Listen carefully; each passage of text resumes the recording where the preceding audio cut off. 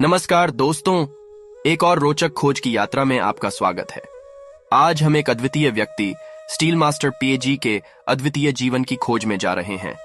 लेकिन हम वीडियो में प्रवेश करने से पहले अगर आपने अभी तक नहीं किया है तो कृपया इस वीडियो को एक लाइक देने का कृपया करें, और अगर आपने अभी तक हमारे चैनल को सब्सक्राइब नहीं किया है तो आगे बढ़ें और सब्सक्राइब बटन और घंटी आइकन पर क्लिक करें ताकि आप हमारे आने वाले वीडियो के साथ अपडेट रह सकें। ठीक है, चलो वीडियो के साथ शुरू करते हैं।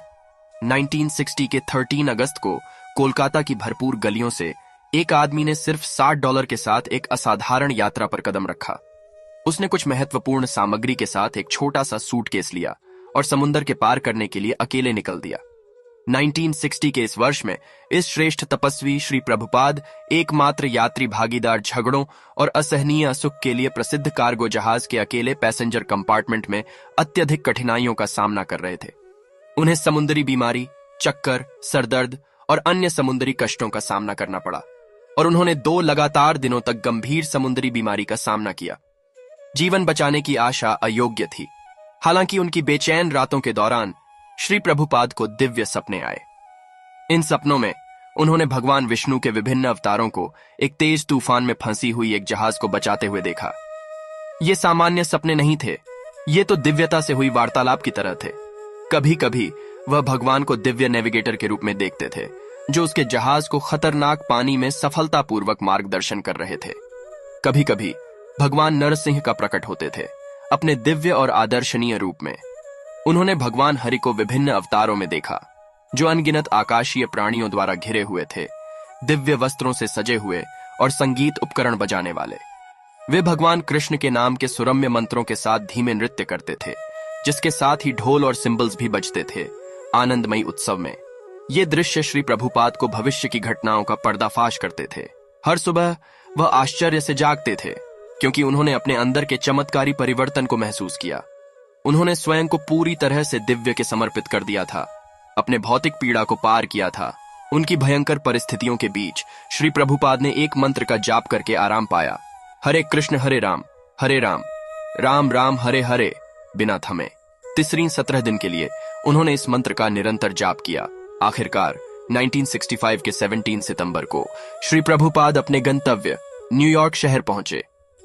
एक कठिन नियमन का पालन करने के बाद वह न्यूयॉर्क के लोअर ईस्ट साइड में बस गए।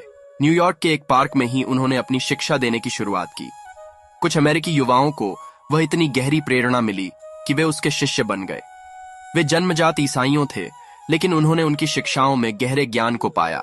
और यह, मेरे दोस्तों, एक अद्वितीय यात्रा की शुरुआत का संकेत करता है, जो आखिरकार कृष्ण चेतना का संदेश दूर दूर तक फैलाने का सफर था। शिल्प प्रपार के अलावा भगवद गीता और अन्य शास्त्रों का इतना गहरा प्रभाव था कि हजारों अमेरिकी नागरिक गहरी भक्ति और शुद्ध वैष्णव वस्त्रों में वस्त्रित होकर एक आध्यात्मिक यात्रा पर निकले। अब लॉर्ड श्री चैतन्य महाप्रभु द्वारा सदियों पहले की भविष्यवाणियां वास्तविकता की जांच के रूप में सच हो रही थीं।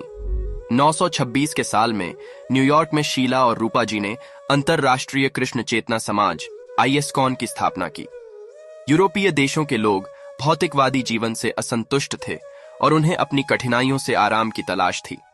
सीमा रूपण ने उन्हें भगवद गीता के शिक्षण के माध्यम से दिखाया कि प्रभु कृष्ण के अनूठे दर्शन के प्रति अडिग भक्ति कैसे उन्हें सभी कष्टों से मुक्ति प्रदान कर सकती है। सन 1966 में वर्जीनिया के पहाड़ों में 9000 एकड़ में वृंदावन की स्थापना की गई। कृषि समुदाय के प्रभाव में आकर बहुत से लोग गहरे भक्त बन गए और इस पवित्र स्थल को दर्शने के लिए आए। इसके अलावा टेक्सास डैलस में उन्होंने एक गुरुकुल आध्यात्मिक स्कूल की स्थापना की।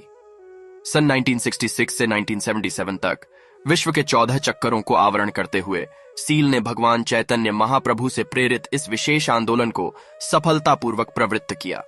जोशी रूपा ने खुदरा कृष्ण भक्ति आंदोलन को विश्व भर में फैलाया और उनका काम अमेरिका में दूसरों के लिए मार्ग प्रशस्त किया।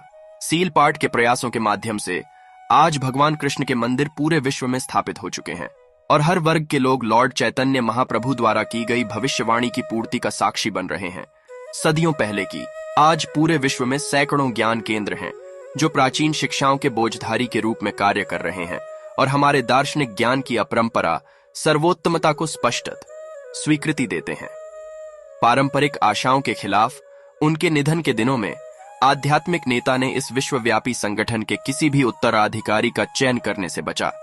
चाहे वो राजनीतिक पार्टी हो या आध्यात्मिक संघ हो, यह सामान्य दृश्य है कि नेताओं, चाहे राजनीतिक हो या आध्यात्मिक, अपने चुने गए उत्तराधिकारियों को अपने संगठन का पूरा कमान सौंपने के लिए देखने को मिलता है, चाहे वो उनके वंशज, पति पत्नी हो या अन्य कोई और।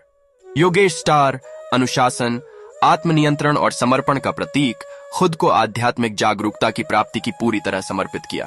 तो मेरे दोस्तों, यह आज का प्रस्तुति था। हमने एक अद्वितीय व्यक्ति के बारे में अद्भुत जानकारी साझा की। वीडियो को आपने कैसा महसूस किया?